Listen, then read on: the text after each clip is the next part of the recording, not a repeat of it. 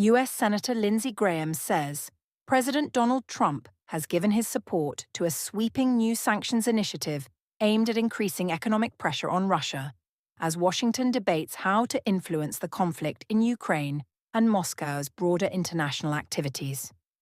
According to Graham, the legislation has been under development for several months and is expected to be presented to the Senate soon.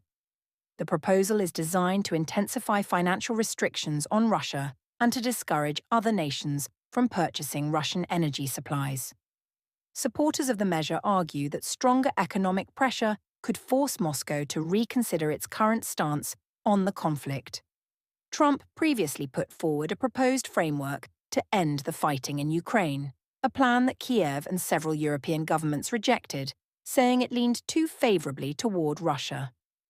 Washington officials pushing for tougher action maintain that Moscow has dismissed repeated diplomatic efforts and will not consider an agreement unless confronted with stronger pressure. The legislation would authorize extremely steep tariffs, reported to be as high as 500%, on countries that continue to import Russian oil and other energy products. The idea is to limit Moscow's revenue streams and make cooperation with Russia economically costly for its trading partners. The US has already expanded certain trade measures recently. The Trump administration earlier increased tariffs on selected Indian goods in response to New Delhi's continued engagement with Russian energy markets, a move India condemned as unjust and politically motivated. Not everyone in Washington is fully aligned on implementing harsher penalties. US Secretary of State Marco Rubio has expressed concern that excessively punishing third-party buyers of Russian oil could backfire by causing major disruptions in the global energy market, potentially driving fuel prices sharply upward.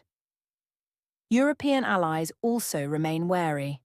Despite imposing multiple rounds of sanctions on Moscow, now numbering nearly 20 separate packages, the European Union has so far stopped short of punishing countries that maintain energy trade with Russia, arguing that such steps risk global economic instability. Russian officials continue to denounce Western sanctions, insisting they violate international norms and damage worldwide economic systems rather than solely affecting Russia. Moscow has described threats of extraordinarily high tariffs as politically driven tactics meant to weaken competitors rather than promote fairness in global trade. Russian Foreign Minister Sergei Lavrov has criticized the approach as unjust and discriminatory, arguing that imposing extreme tariffs as